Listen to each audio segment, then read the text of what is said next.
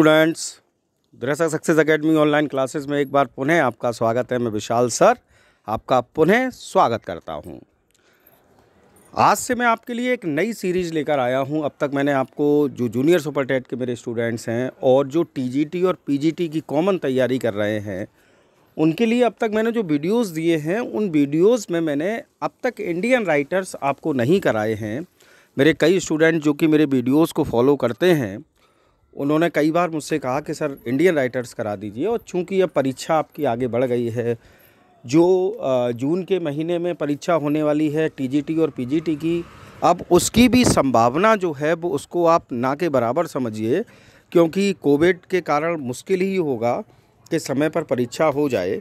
तो अब मैं आपके लिए आज से इंडियन राइटिंग इन इंग्लिश के इंडियन इंग्लिश राइटर्स जो हैं उनका आरंभ करता हूं। तो मैंने आपको हेडिंग के रूप में लिखा है इंडियन इंग्लिश राइटर्स। और जब इंडियन इंग्लिश राइटर्स की बात करते हैं तो भारत के सबसे बड़े लेखक के तौर पर हमारे सामने आते हैं रविंद्रनाथ टैगोर। तो आज के वीडियो में हम रविंद्रनाथ टैगोर, उनकी लाइफ से जुड़ी हुई कुछ इंपॉर्टेंट फैक्ट्स और उनके वर्क्स के बारे में बात करेंगे। तो मैंने लिखा है रविंद्रनाथ टैगोर 1861 टू 1941, यानी कि 1861 से लेकर 1941 तक का इनका लाइफ स्पान है, 80 ईयर्स के लगभग। तो देखिए मैंने पॉइंट्स लिखे हैं, तो पॉइंट्स अब हम स्टार्ट करते हैं। पहला पॉइंट मैंने लिखा, R N Tagore was born on 17 May 1861 at Jorasanko in Calcutta. Rabindranath Tagore का जन्म 17 मई 1861 को 7 मई 1861 को जोरसनको, चूँकि कैलकाटा में पड़ता है, उस स्थान पर इनका जन्म हुआ। तो डेट याद रखें आप, 7 मई 1861।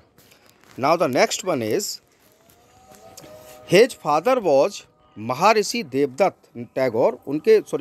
His father was Maharshi Debendranath Tagore, the eldest son of prince Dwarkanath Tagore.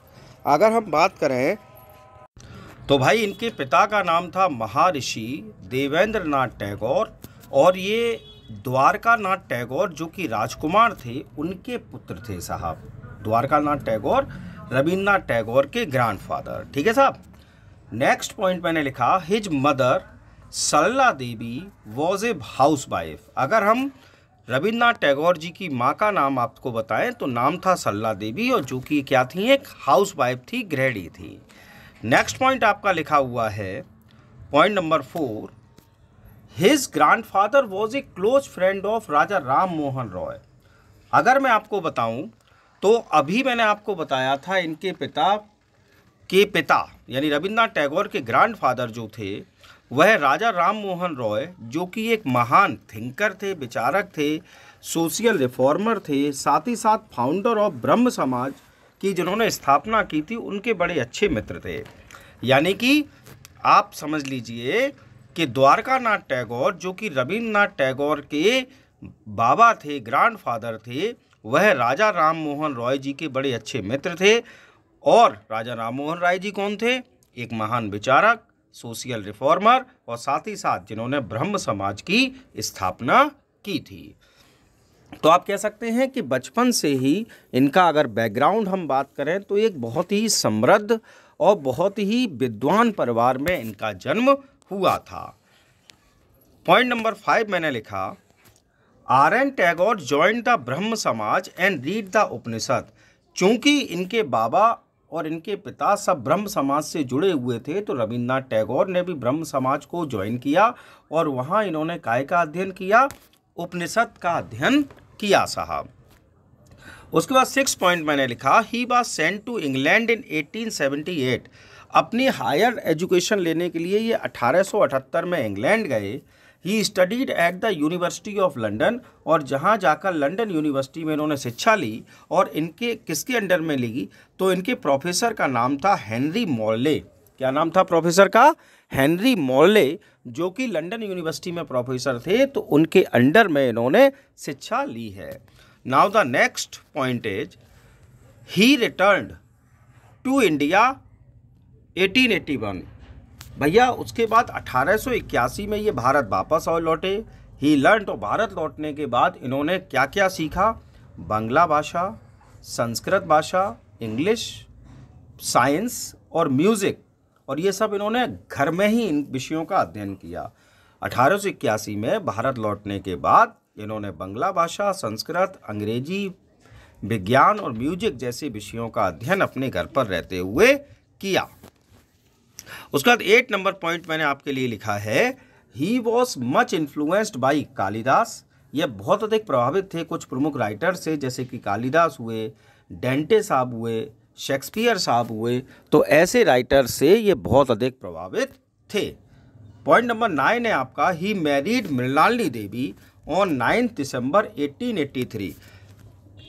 अगर रविन्द्रनाथ टैगोर जी की बात करूं तो इनका विवाह मृणालिनी देवी नामक महिला से हुआ, और ये कब हुआ था? 9 दिसंबर 1883 को। तो इनकी वाइफ का नाम था मृणालिनी देवी।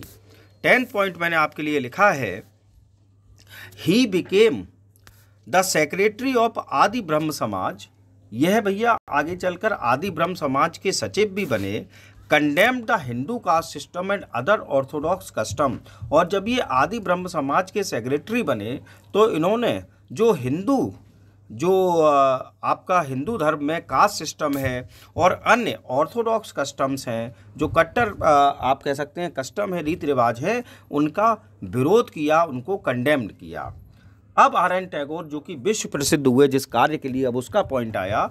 RN. Tagore received the Nobel prize for his work Gitanjali, a collection of short poems in 1913। मुझे पता है, आप सभी को ये बात पता है, रविन्द्रनाथ टैगोर को नोबेल प्राइज मिला साहब अपने वर्क गीतांजलि के लिए। गीतांजलि को इंग्लिश में कहा जाता है कलेक्शन ऑफ शॉर्ट पोएम्स। और कब मिला साहब? 1913 में, 1913 में इन्हें ये नोबेल प्राइज दिया गया अपने वर्क गीतांजलि के लिए। Now the next point is point number 12 आपका लिखा है, महात्मा गांधी कॉल्ड हिम गुरुदेव। अगर हम रविन्द्रनाथ टैगोर की बात करें तो रविन्द्रनाथ टैगोर को हम एक दूसरे नाम से भी जानते हैं, गुरुदेव नाम से। तो रविन्द्रनाथ टैगोर को गुरुदेव नाम दिया मोहनदास करमचंद गांधी जी, यानी कि महात्मा गांधी ने। 13 पॉइंट लिखा है, George fifth the British king gave him the title of knighthood which he gave up in 1919 in protest against the Jallianwala Bagh massacre. George fifth जो कि उस समय ब्रिटेन के राजा थे, ब्रिटिश किंग थे, उन्होंने इन्हें नाइटहुड की उपाधि से सम्मानित किया, लेकिन उन्होंने नाइटहुड की उपाधि जो थी वो 1919 में त्याग कर दी, विरोध में जलियांवाला बाग जो नरसंहार हुआ 1919 में, तो उसके विरोध में इन्होंने ये जो नाइटहुड की उपाधि इन्हें दी गई थी वो इन्होंने छोड़ दी थी, वापस कर दी थी। Now the next one is 14 number point है आपका, he was the first Asian और non European who received the Nobel prize for literature. अगर मैं आपको बताऊं तो रविन्द्रनाथ टैगोर जी ऐसे पहले एशियन और ऐसे पहले नॉन यूरोपियन राइटर हुए जिन्होंने कि साहित्य के क्षेत्र में जिन्हें नोबेल प्राइज दिया गया। ठीक है साहब। Now the next one is point number 15, he died in 1941 at Shantiniketan. इनका निधन 1941 में शांति निकेतन में हुआ, और वह शांति निकेतन है जहां इन्होंने एक बहुत फेमस स्कूल बनाया, विश्व भारती यूनिवर्सिटी के नाम से आज हम जिसको जानते हैं, जो कि बोलपुर वेस्ट बंगाल में है। कहाँ पर है साहब? बोलपुर वेस्ट बंगाल में। इनके बारे में एक बहुत महत्वपूर्ण तथ्य हम सब जानते हैं, हमारा नेशनल एंथम जो है वो रविन्द्रनाथ टैगोर जी ने जनगण मन लिखा है, और सिर्फ भारत का ही नहीं, बांग्लादेश का जो नेशनल एंथम है वो भी रविन्द्रनाथ टैगोर जी ने लिखा है। ये तो आपके हुए कुछ इनके जीवन से कनेक्टेड कुछ पॉइंट्स। अब हम लोग थोड़ी सी चर्चा कर लेते हैं गीतांजलि के बारे में साहब। तो गीतांजलि के लिए मैंने नोट लिखा, Gitanjali was originally written in Bengali. अगर गीतांजलि को हम बात करें ओरिजिनली रिटन, यानी कि जो मूल रूप में गीतांजलि लिखी गई थी, तो रविन्द्रनाथ टैगोर जी ने इसको बंगाली भाषा में लिखा था। उसका दूसरा पॉइंट लेने लिखा था, original Bengali collection of 103 poems was published on 14 अगस्त 1910। और बंगाली भाषा में गीतांजलि का कलेक्शन जो था वो उस समय 103 पोएम्स का था, और इसका पब्लिकेशन हुआ 14 अगस्त 1910 को। कितने को हुआ साहब? 14 अगस्त 1910 को इसका पब्लिकेशन हुआ with 103 short poems, 103 short poems के साथ। उसके बाद क्या हुआ, थर्ड पॉइंट मैंने गीतांजलि के बारे में लिखा है, Tagore himself translated the Bengali collection of Gitanjali in English. टैगोर साहब ने स्वयं अपनी जो 103 जो गीतांजलि के अंदर पोएम्स का कलेक्शन था उनको अंग्रेजी में ट्रांसलेट किया एंड पब्लिश्ड ऑन, और इसका पब्लिकेशन कराया नवंबर 1912 में, यानी कि नवंबर का महीना था, वर्ष था 1912, by the Indian society of London. और ये किसने पब्लिश किया साहब? इंडियन सोसाइटी ऑफ लंदन ने। एक बहुत ही महत्वपूर्ण पॉइंट मैंने लिखा है, आपको शायद कई स्टूडेंट्स को ना पता हो। विलियम बटलर ईट्स, जो कि अंग्रेजी के बहुत बड़े कवि हुए मॉडर्न एज के, तो विलियम बटलर ईट्स साहब ने wrote the introduction to the first edition of Gitanjali. Gitanjali का जो फर्स्ट एडिशन आया था उसका इंट्रोडक्शन लिखने का कार्य किया था विलियम बटलर ईट्स साहब ने। तो इस पॉइंट को आप याद रखें, इसमें से कई क्वेश्चन पूछे गए हैं, कई बार प्रश्न ये पूछा गया है कि who wrote the introduction of the first edition of Gitanjali. तो इसका आंसर होगा विलियम बटलर ईट्स, यानी कि WB ईट्स साहब ने। अब बात कर लेते हैं हम लोग मेजर वर्क्स की साहब। प्रमुख वर्क्स जो हैं इनके, मैक्सिमम वर्क को मैंने देने का प्रयास किया है इस छोटे से वीडियो के माध्यम से, क्योंकि रविन्द्रनाथ टैगोर को हम एक वीडियो तक सीमित नहीं कर सकते, लेकिन फिर भी जो मेजर वर्क्स हैं वो मैंने देने का प्रयास किया है। तो सबसे पहले इनकी स्टोरीज़ की बात कर लेते हैं, कौन कौन सी कहानियाँ इन्होंने लिखी, स्टोरीज़ लिखी। तो पहला है स्टोरीज़ फ्रॉम टैगोर, जिसका पब्लिकेशन होता है 1918 में, स्टोरीज़ फ्रॉम टैगोर 1918। दूसरा है मशी एंड अदर स्टोरीज 1918, मशी एंड अदर स्टोरीज 1918। उसके बाद थर्ड आता है इनका द हंग्री स्टोन्स, जिसका जो आया 1916 में, द हंग्री स्टोन्स 1916। उसके बाद सिलेक्टेड शॉर्ट स्टोरीज, ये आया 1991, अभी रिसेंटली पब्लिश हुआ 1991 में। और उसके बाद आया है इनका broken ties and other stories. क्या है नाम भैया? Broken ties and other stories. इसका पब्लिकेशन होता है 1925 में। Broken ties and other stories ये आती हैं 1925 में। उसके बाद अगली स्टोरी है इनकी सेंटेंस 1893, द जज 1894, हिडन ट्रेजर 1907, ए वाइफ्स लेटर 1914 और अपरिचित 1916।